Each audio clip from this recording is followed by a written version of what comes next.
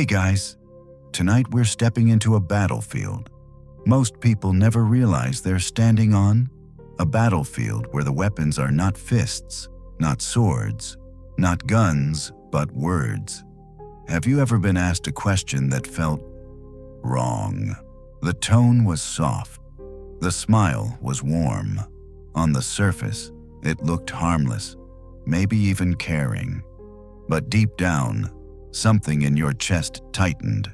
Something told you this isn't curiosity. This is a trap. That's the art of the liar. They don't always lie with statements. They lie with questions. And if you're not careful, you'll walk straight into their web. You'll find yourself apologizing for things you never did, defending yourself against charges you never deserved, doubting your own perception until you're at war with yourself instead of them. Seneca warned us we are more often frightened than hurt, and we suffer more from imagination than from reality. The manipulator knows this. They plant seeds of doubt in your imagination, and then they wait. They let you destroy yourself from the inside out. But here's what the Stoics knew, and what I need you to know tonight. Once you can see the question for what it truly is, you take away its power. The liar's mask slips, their weapon turns to dust, and you remain calm, clear, unshakable.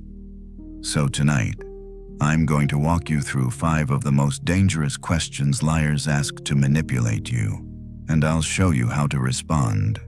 Not with anger, not with panic, but with stoic clarity. By the end, you'll see how to stand firm when others try to twist your reality. You'll no longer be their pawn, you'll be the player. Now, let's begin. Question 1. Why are you being so sensitive? Let's pause here for a moment. Imagine this. You speak up. You notice something isn't right. Maybe it's a subtle disrespect in the way someone talks to you, or a contradiction in what they said yesterday compared to today. You raise it gently, calmly, simply pointing it out. And then, instead of receiving an answer, instead of being met with honesty, you hear it. The quiet dagger dressed as kindness. Why are you being so sensitive? At first, it seems harmless, almost like concern. The words are soft, the tone, even sympathetic. But make no mistake, beneath that sugar is poison. Because hidden inside that question is not curiosity, it's accusation. What they're really saying is, you're weak, you're fragile. The problem isn't me, it's you. And that's where the trap is set. Because the moment you swallow that lie, you begin to question your own perception. You start to think, maybe I am overreacting. Maybe I'm imagining things. Maybe I shouldn't have spoken up at all. And that, my friend, is exactly what the manipulator wants. They don't want clarity. They want control. They don't want to answer the truth. They want you to doubt your radar for danger. Sensitivity is awareness, not weakness. Seneca once wrote, "We suffer more in imagination than in reality." Manipulators know this. They plant seeds of doubt in your imagination until you no longer trust your own eyes, your own ears, your own heart. But here's what the Stoics remind us. Sensitivity is not a flaw. Sensitivity is awareness. It is the early warning system of the soul. It's the finely tuned radar that detects cracks in the wall long before others see them. Think about the financial analyst who notices small inconsistencies in the books, mocked as paranoid, only to later expose a multi-million-dollar fraud. Think of the wife who senses subtle changes in her husband's behavior, dismissed as overreacting, only to uncover betrayal months later. Think of the child who feels tension in a room before adults even exchange a word. In each case, What looked like sensitivity was actually awareness. A gift, not a curse. A shield, not a burden. Marcus Aurelius once wrote, "If someone can prove me wrong and show me my mistake, I will gladly change, for it is truth that I seek, not victory." Look at the power in those words. A person who values truth will never shame you for your awareness. They won't call you too sensitive for noticing something that feels wrong. Instead, they'll welcome your perspective, because truth only grows sharper under scrutiny. So let me ask you, who is more dangerous, the one who notices the cracks early, or the one who mocks the observer into silence? A Stoic sees clearly that awareness is the foundation of freedom. To dismiss your awareness is to hand your peace to someone else. Examples. Picture this in today's world. A worker in a large corporation notices a culture of small lies, numbers massaged here, promises broken there. When they raise concern, leadership shrugs them off. You're being overly sensitive. It's just business. Yet years later, the scandal breaks, and suddenly, what was mocked as sensitivity is revealed as foresight. Or in personal life, a friend starts making jokes that sting. You mention it, only to hear, "Come on, don't be so sensitive. I was just kidding." But humor that cuts isn't humor. It's hostility with a mask. Your awareness wasn't wrong. It was accurate. We live in a culture that often praises toughness and mocks sensitivity. But toughness without awareness is blindness. The Stoics never told us to stop feeling, they told us to master how we respond. Awareness is not the enemy of strength. It is the very foundation of it. How a Stoic responds. So, what do you do when someone looks at you and says, "Why are you being so sensitive?" First, you don't get angry. Anger is what they expect. They want you to explode, so they can point at your reaction and say, "See, you are too sensitive." Second, you don't defend yourself. Defensiveness plays into their frame. It shifts the spotlight off their behavior and onto your reaction. Instead, you breathe. You anchor yourself. And then you calmly say, "I'm not being sensitive. I'm being observant." Does that make you uncomfortable? One sentence, that's all it takes. Because now, the mask begins to slip. They expected panic. They expected weakness. What they never expected was calm power. Epictetus taught us, it's not what happens to you, but how you react to it that matters. This is your shield. You don't have to let their words define you. You don't have to let their accusation turn your strength into shame. The Stoic stands steady, clear, unshakable. He sees the manipulative question for what it is, a trick, and he refuses to play. So remember, this sensitivity is not your weakness. It's your radar. It's your early defense. The person who tries to shame it is not protecting you, they're protecting themselves from being seen. The next time someone asks, "Why are you being so sensitive?" pause, breathe, and remember the wisdom of Marcus Aurelius. If it is not right, do not do it. If it is not true, do not say it. You are not weak for noticing what others ignore. You are not fragile for pointing out the cracks. You are awake. And in a world full of shadows, the awake are always feared. So hold your ground. Trust your awareness. Speak with calm clarity. Because the truth is, this sensitivity is not a curse. It is the sign of a mind and heart fully alive, fully present, fully prepared to see clearly long before the storm arrives. Question 2. You trust me, right? Picture this moment. Someone looks you in the eye, their voice soft, their words wrapped in warmth, and they say, "You trust me," right on the surface. It sounds harmless, even tender, a phrase that seems to build closeness, to strengthen the bond between you. But look deeper. This is not an invitation. It is not a request. It is a trap. Because anyone who demands trust instead of earning it has already revealed their hand. The nature of trust.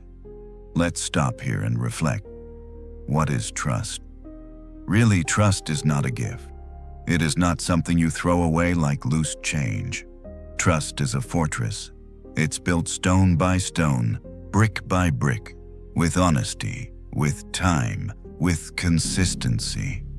A person who is truly trustworthy never needs to ask, "Do you trust me?" They don't need to demand your faith. Their actions speak for them. Their consistency becomes their language. But when someone insists, "You trust me," right, they're not inviting intimacy. They're demanding blind faith, and blind faith is not love. It is surrender. Why it's dangerous? Let's pull back the curtain. When someone corners you with this question, they are really saying, "Don't think, don't question, don't look too closely. Just hand me the keys to your mind and stop asking." That's why this question is so dangerous. It isn't about building trust. It's about silencing doubt. It's about shutting down your right to observe, to question, to see clearly. Epictetus warned us, it is impossible for a man to learn what he thinks he already knows. Think about that. If you convince yourself you already know the truth, you stop asking, you stop digging, you stop growing. Liars understand this. That's why they lean on this phrase. They want to make you feel guilty for being cautious, as if asking for proof is the same as betrayal. But the Stoics would tell you caution is not betrayal. Caution is wisdom. Seneca wrote, "Time discovers truth." Trust that is real does not need to be forced. It does not crumble under questions. It strengthens under them. Marcus Aurelius reminded us, "If it is not right, do not do it. If it is not true, do not say it." A person who is grounded in truth does not fear your doubts. They welcome them. Because truth can be tested 1,000 times and remain unshaken. Let's bring this into today's world. Picture a business partner who refuses to show you the numbers, who avoids transparency, but leans in with that easy smile and says, "Trust me." Picture a lover who guards their phone like a locked vault, who hides conversations, who deflects questions, but whispers, "Don't you trust me?" Picture a politician who dodges accountability, waves away questions, and insists to the crowd, "Trust me, I'm working for you." In each case, the phrase isn't about building trust. It's about demanding blind loyalty. And blind loyalty has always been the breeding ground of betrayal. So, what do you do when faced with this question? Not panic, not defensiveness, not guilt. You breathe, you slow the pace, and you reply with calm detachment, the Stoic art of apatheia, not letting emotion override reason. When someone says, "You trust me," right, you respond with clarity. Trust is earned through consistency. Are you asking me to ignore my judgment? That single line flips the frame. Now the weight shifts back to them. The spotlight is no longer on you, it's on their actions. And here's the truth, a liar will stumble. They'll deflect. They'll lash out. Because their trust was never built, it was demanded. But a person of integrity will not be offended. They'll nod. They'll understand. and they'll keep showing you, day after day, that they are trustworthy through action, not performance. Why this matters. Liars thrive on speed. They want you to feel pressure. They want you to feel guilty. They want to force you into blind faith before you can stop and think. But Stoicism teaches us the opposite. Slow down. Reflect. Observe. Don't be rushed into surrendering your clarity. Epictetus taught first say to yourself what you would be, and then do what you have to do. That means define your principles first. Anchor yourself in them. If trust for you must be built on honesty, on consistency, on truth, then hold to that. No manipulative question can take it away. So the next time someone presses you with those words, "You trust me," right, remember what's really happening. This is not about your loyalty. It's about their control. Do not panic. Do not defend. Do not surrender. Breathe. Stay calm. And answer with the one truth they cannot twist. Trust is earned through consistency. Are you asking me to ignore my judgment? Because trust is not a gift handed out under pressure. It is a fortress, built stone by stone, through time, truth, and consistency. And you, my friend, are the guardian of that fortress. Question 3. Are you accusing me of something? Have you ever been in a conversation where the moment you raised a concern, the ground beneath your feet suddenly shifted? You pointed out something that didn't add up. Maybe a missing number. Maybe a strange inconsistency. Maybe a late-night message that raised a red flag in your heart. You asked a question calmly, directly, sincerely, and instead of an answer, you were met with a sharp retort. Are you accusing me of something? At first, it seems like a fair question, but look again. It's not curiosity, it's strategy. This is one of the most dangerous weapons in the manipulator's arsenal, not because it provides answers, but because it flips the frame. Suddenly, you are no longer the one asking. You are the one accused. The spotlight moves away from their behavior and turns on you. The tactic exposed. Here's how it works. You ask a question, they respond, not with clarity, but with counterattack. And in that instant, you feel pressure to defend yourself. You rush to explain, no, that's not what I meant. I wasn't accusing you, I was just asking. And with those words, the balance of power shifts. Your strength as the observer collapses. You've abandoned the pursuit of truth in order to defend your own innocence. Marcus Aurelius once said, "The best answer to anger is silence." The Stoics understood this deeply when the guilty provoke. Their goal is to pull you into the mud with them. If you rush to defend, you have already lost.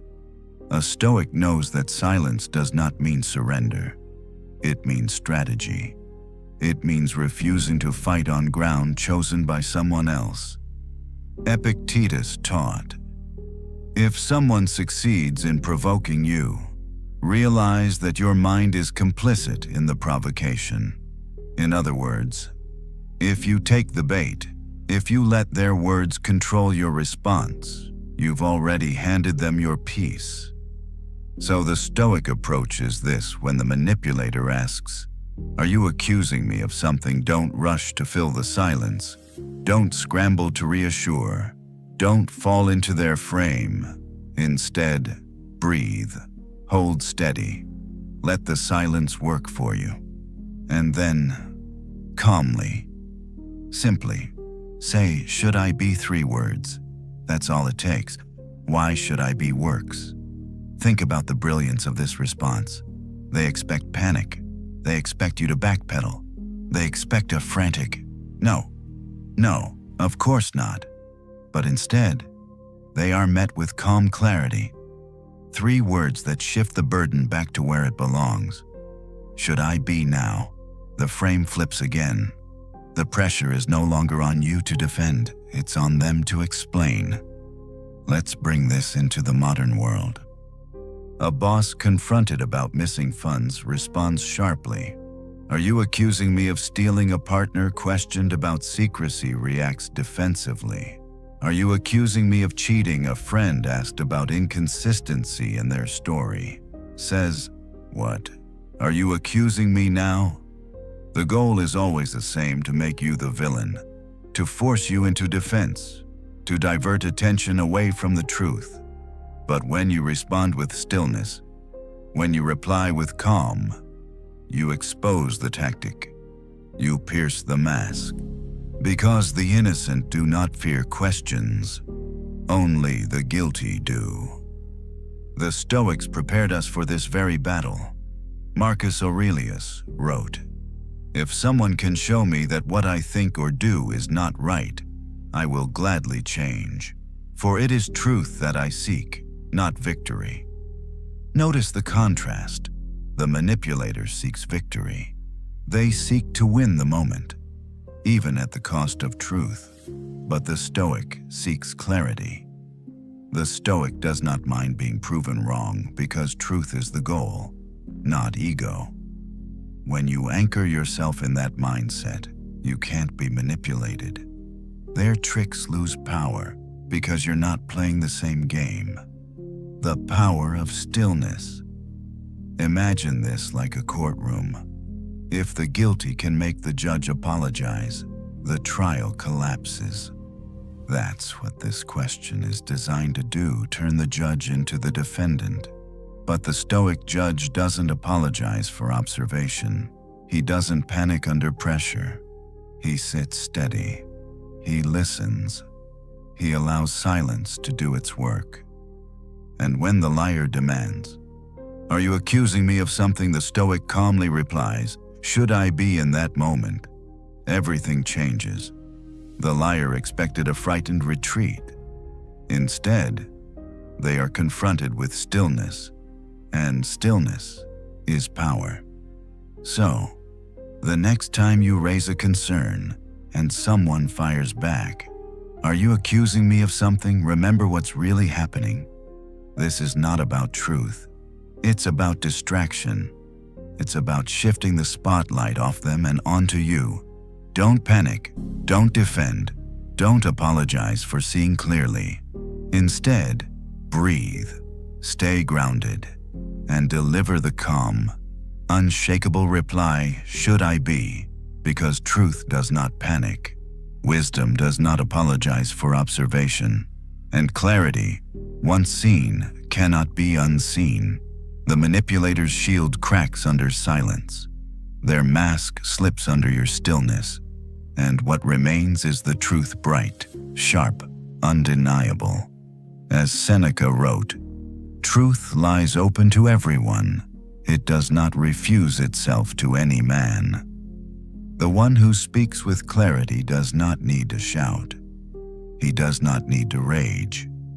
He simply stands, steady, unshakable until the truth reveals itself. Question 4. Would I ever lie to you? Listen carefully. Few questions carry as much hidden venom as this one. The words come soft. The tone drips with wounded innocence. The eyes widen, as if you've just struck them with an unfair insult. Would I ever lie to you? At first, it sounds gentle, almost noble. But pause. Ask yourself, why would someone need to ask this question unless they already fear you're close to uncovering the truth? This is not a question. It's a performance. It's theater designed to shift the frame, to make you feel cruel for doubting, and to paint them as the injured victim. And once you swallow that guilt, you stop asking. You silence your own instincts. You hand them exactly what they wanted: blind trust. Think about the script here. The liar doesn't just want to avoid being caught. They want to shame you for even entertaining suspicion. Their goal isn't clarity, it's control. If they can twist your doubt into guilt, they've won without ever answering. Seneca gave us the shield against this trick. If it is not true, do not say it. If it is not right, do not do it. Notice there's no performance in that sentence, no plea, no drama, just clarity. Truth doesn't need theater. Truth doesn't need to be begged for. Truth simply is. So ask yourself who really speaks like the liar, the one who lives steadily in alignment with right action, or the one who leans in dramatically and whispers, "Would I ever lie to you?" Let's ground this in today's world. A partner hides their phone, deletes messages, guards their screen like a vault. When you ask about it, they sigh, "Would I ever lie to you?" A colleague at work dodges accountability. Their numbers don't quite line up, and when pressed, they say, "Come on, would I really lie to you?" A leader caught in scandal looks into the camera and declares, "Would I ever lie to the people I serve again and again?" The phrase shows up, not to reveal truth, but to bury it under guilt.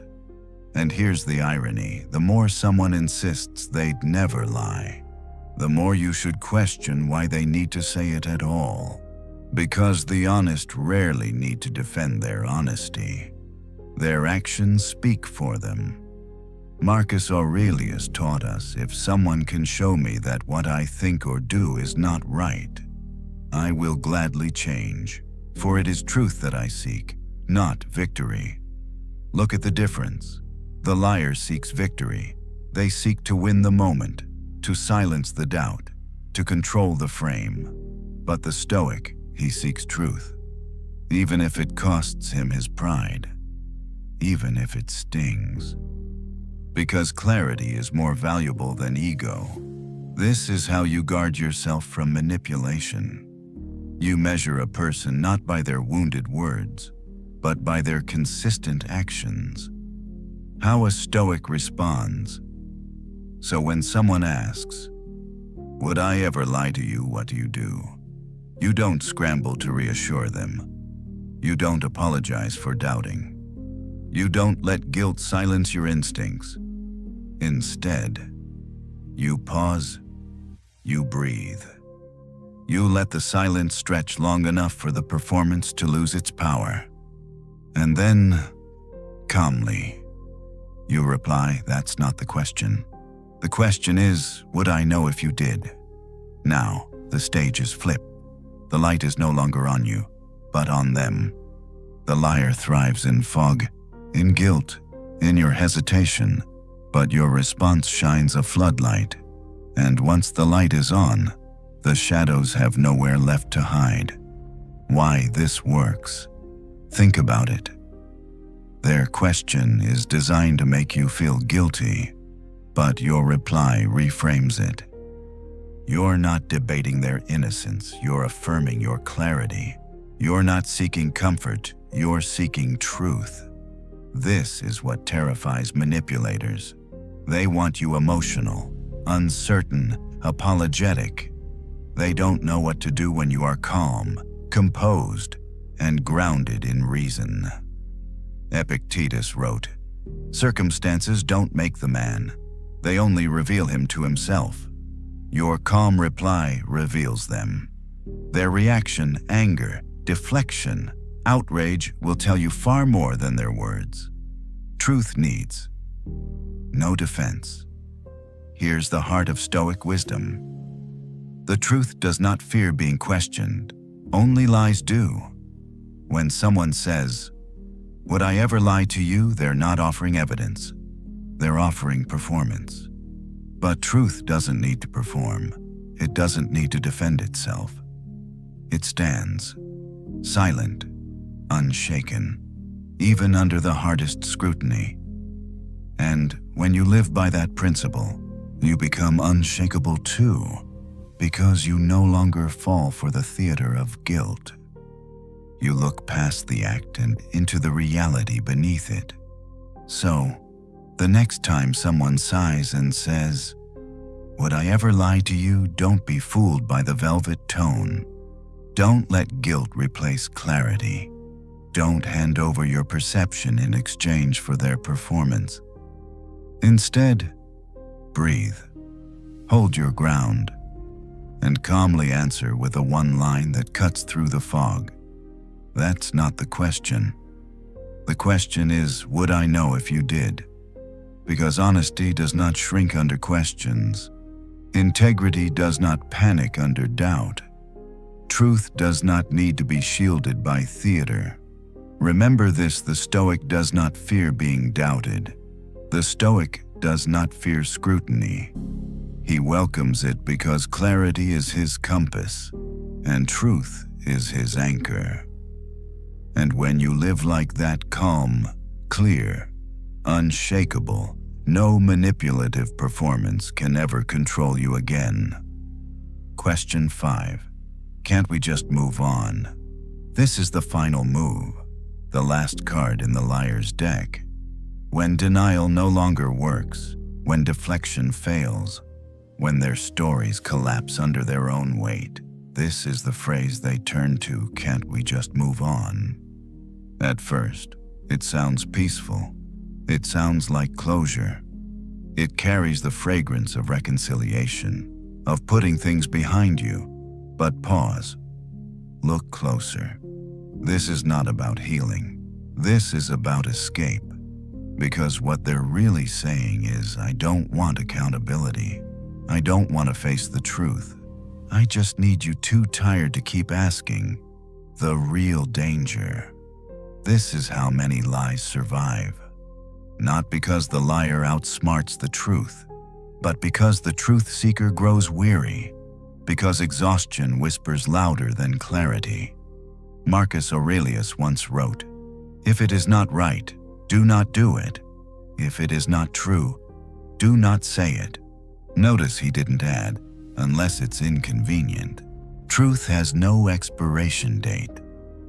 It does not fade simply because someone wishes it away. So when someone says, "Can't we just move on?" what they mean is, "Can you please drop this so I can escape responsibility?" The Stoics understood that truth is not bound by time. Seneca wrote, "Truth lies open to everyone. It does not refuse itself to any man." The liar wants truth to fade with fatigue. But the Stoic knows truth is eternal. It remains, no matter how inconvenient, no matter how much someone begs to bury it under silence. Epictetus taught some things are in our control, others are not. Whether someone accepts responsibility is not in your control, but your persistence, your clarity, your refusal to surrender truth to convenience that is fully in your hands. Picture a company caught in scandal. When employees raise concerns, the executives respond, "Let's not dwell on the past. Let's move forward together." But their plea is not for healing. It's for silence. Picture a partner exposed in betrayal. When questions are asked, they sigh and say, "Why keep talking about this? Can't we just move on?" But what they seek isn't resolution, it's escape. Picture a politician confronted with corruption, their defense. It's time to move past this distraction and focus on the future. But the future cannot stand steady if the foundation beneath it is rotting. So what do you do when someone throws this phrase at you? Not anger, not shouting, not endless argument. That only drains your own strength. Instead, you breathe, you hold your ground, and you calmly reply, "I'll move on when I understand what happened, not before." One line, simple, firm, unshakable. Because real peace doesn't come from rushing past wounds. Real peace comes from facing them, cleaning them, and allowing them to heal properly. Anything less is just burying infection under the skin, where it festers unseen. Why this matters? Liars thrive on your exhaustion. They know if they keep dragging things out, eventually you'll sigh, give in, and let it go. That's their strategy, not truth, but fatigue. But the Stoic refuses to be rushed. The Stoic knows time itself is neutral. The liar may hope the clock wears you down. But for the Stoic, every moment is an opportunity to anchor deeper into clarity. Marcus Aurelius reminded himself daily, "If someone can prove me wrong, I will gladly change. For I seek truth, not victory." That's the key. Moving on isn't about speed. It isn't about avoiding discomfort. It's about truth. Only when truth is faced can peace truly begin. Calm resolve versus exhaustion. Think of a warrior holding his ground in battle. The enemy doesn't win by skill, but by wearing him down. But the Stoic warrior does not fight frantically. He fights with patience, with stillness, with resolve. He lets the storm pass. He knows exhaustion only wins if he surrenders. So too in life. When someone says, "Can't we just move on?" they are asking you to surrender clarity for comfort. But comfort built on lies is fragile. It cannot last. So, the next time someone sighs and says, "Can't we just move on?" remember, peace is not built on speed. It is built on truth. Do not rush. Do not surrender. Do not bury your clarity in the shallow grave of convenience.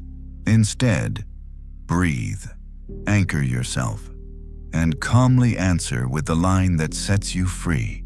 "I'll move on when I understand what happened, not before."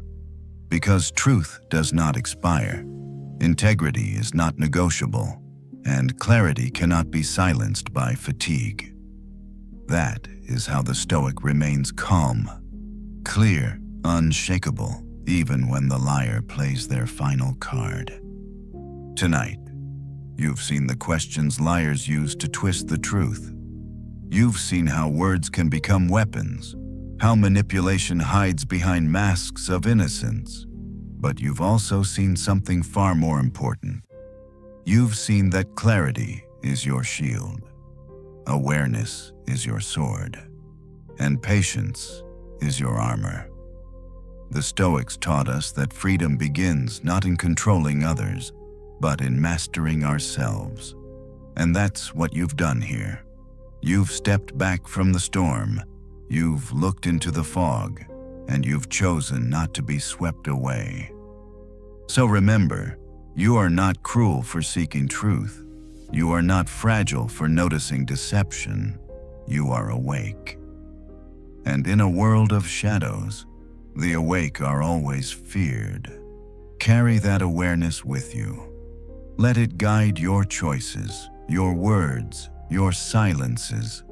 Let it remind you, again and again, that no one can twist your reality unless you hand them the power to do so.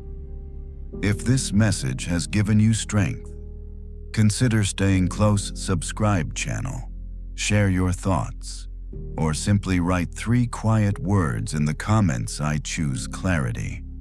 Now, dim the noise of the world. Let the last of these words settle into stillness. And close your eyes, knowing calm, clear, unshakable, you are free. Good night. Sweet dreams.